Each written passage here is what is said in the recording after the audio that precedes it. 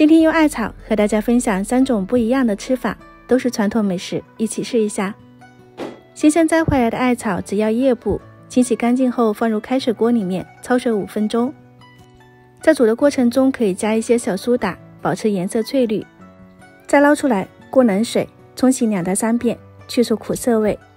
水分拽干以后，我们进行下一步，丢进料理机里面，加入适量的清水，给它打成浆。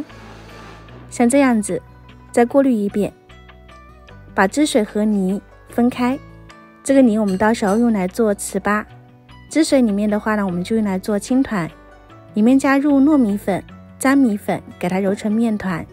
馅料我准备了豆沙馅，还有芝麻馅，大家也可以根据自己的喜好去随意搭配，包进面团里面就可以了。下面垫上油脂，入锅中火蒸20分钟。青团就出锅啦，刷上一层食用油。做的多的话呢，最好是盖上保鲜膜，守住水分，避免风干。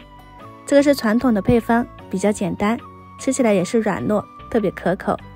接下来我们来做糍粑，泡好的糯米加入艾草泥拌均匀，像这样子绿绿的就可以啦。盖上盖子，大火蒸30分钟。到案板上面抹上食用油，反复捶打1个小时，它会变成这种软糯的糍粑。手揉会有一些小颗粒，大致是不会影响的。揪成一个，按成饼状，这样我们的蒿子粑粑就做好啦。过程简单，但特别耗力，大家要量力而行啊。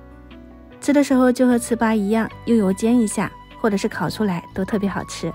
加上一些白糖或者是豆腐乳都可以，它里面的艾草香味特别浓郁。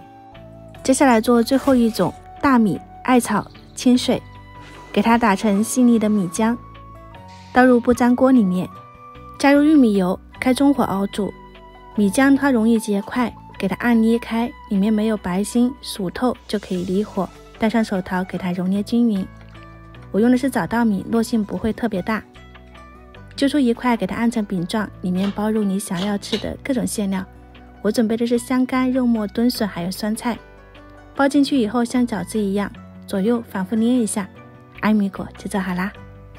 它这个是咸口的，特别好吃，大家可以试一下。这里面3种吃法，你更喜欢哪一种呢？欢迎收藏哦。